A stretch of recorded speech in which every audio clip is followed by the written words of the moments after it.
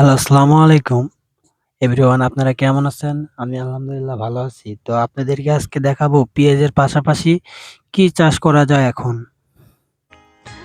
দেখেন, পেঁয়াজের পাশাপাশি এই যে পেঁয়াজ গাছ, কিন্তু এটা এই যে পেঁয়াজের গাছ, এই যে পেঁয়াজের পাশাপাশি দেখেন আবার এই যে দেখেন যে পেঁয়াজের পাশাপাশি পেয়ারা গাছ লাগানো হয়েছে।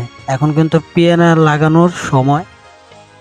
এইভাবেই ধরেন এই যে পেয়ারা গোটা জমিতেই লাগাইছে। এই যে দেখেন, যতদূর চোখ যাচ্ছে সেতদূরই পেয়ারা গাছ লাগানো হয়েছে। আর হলো ওই যে পেঁয়াজ আছে, পেঁয়াজও ভালো হয়েছে।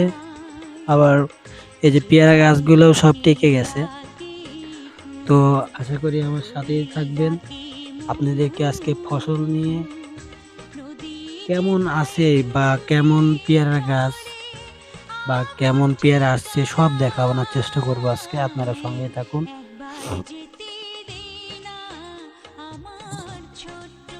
এবার আপনাদেরকে দেখাবো যে এরম নিচু জায়গায় মাচা করে লাউ গাছ লাগায়া কৃষক কৃষক লাভবান হয়েছে। এই যে দেখেন, এখনো কিন্তু লাউ ধরে আছে। দেখেন কত নিচু জায়গায়, এই জায়গায় কিন্তু মানে বর্ষার সময় এটা ডুবে যায় একবারে।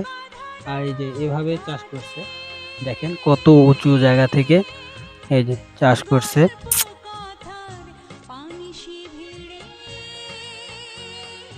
এই যে দেখেন লাউ,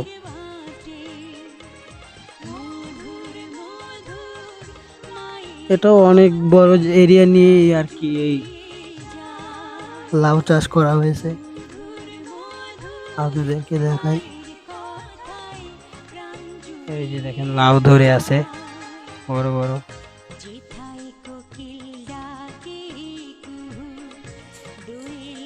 গাছের অনেক বয়স হয়ে যাওয়ার কারণে গাছ কিন্তু তেমন একটা মাচাতে নাই। আপনাদেরকে দেখানোর চেষ্টা করছি।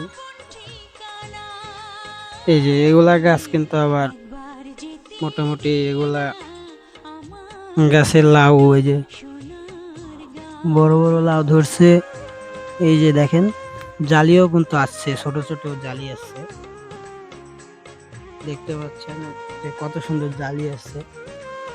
এই যে এগুলা গাছের আবার ভালো ইয়ে আছে, এগুলা গাছ খুব ভালো আর কি। এই যে দেখেন ছোট ছোট জালি আসছে গাছে, দেখাই আপনাদেরকে তাহলে। এই যে ছোট ছোট জালি আসছে প্রত্যেকটা গাছে।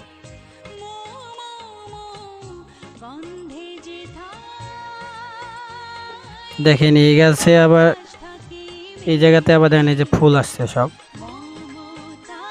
এটা লাউ। এই যে কত সুন্দর সুন্দর ফুল আসছে। এই যে জালি, দেখেন কত জালি আসছে।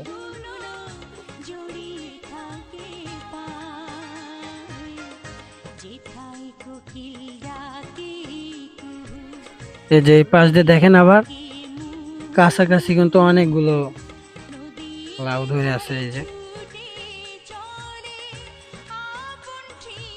কাছাকাছি অনেক ছোট ছোট আর কি, অনেক বয়স হয়ে গেছে গাছের, এই কারণে ছোট লাউ ধরছে। আর এই যেগুলো নতুন জালি আসছে, এগুলা নতুন জালি আসছে।